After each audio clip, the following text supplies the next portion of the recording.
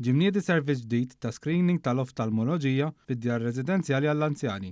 Dan is-servizz se jkun offrut fid-djar residenzjali tal-Gvern kif ukoll f'dawk immexxija b'sħubija bejn il-Gvern u s-settur privat u f'dawk anke djar fejn il-Gvern jixtri s-sodod. Dan tħabbar f'konferenza tal-aħbarijiet mis-Segretarju Parlamentari għall-Anzjanità Attiva Melkin Polaġus kif intqal li dan il-programm beda bħala proġett pilota f'dar il-Mistrieħ, il-Furjana, u issa tniedda dan is-servizz f'dar il-Madonna tal-Mellieħa. L-ante dawn it-testijiet huwa maħsuba biex jiġu identifikati kundizzjonijiet bħal diabete, glawkoma anke qabel ma jidhru sintomi ċari. Is-servizz għandu lan li jipprevjeni t-telf ta' vista qabel ma jkun tard wisq.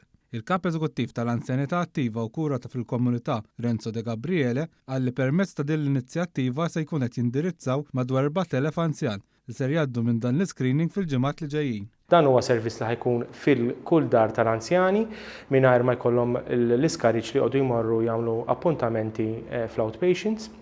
Bekk aħna ħanaraw li l-problemi naqbduhom fi żmien kmieni u nkunu nistgħu nikkurawhom fi żmien qasir ħalli hekk il-vista li l-iktar ħaġa importanti mis-sensi tal-bniedem tkun ipproteġuta kemm jista' jkun f'dawn l-anzjani vulnerabbli. Is-Segretarju Parlamentari għall-Anzjanità Attiva Melkin Polaġus spjega l-importanza ta' din l-inizjattiva fejn l-għan huwa li jiġi żgurat li l-anzjani jibqgħu f'qagħda ta' saħħa eċċellenti. Dejjem nagħmlu li nistgħu għall-anzjani tagħna dejjem nippruvaw nżidu servizzi aktar u nirringrazzja wkoll lill-Active Aging and Community Care u lin-nurses kollha li qegħdin joffru dan is-servizz ħalli nkunu nistgħu dejjem nipprovdu servizz ta' eċċellenza lill-anzjani tagħna.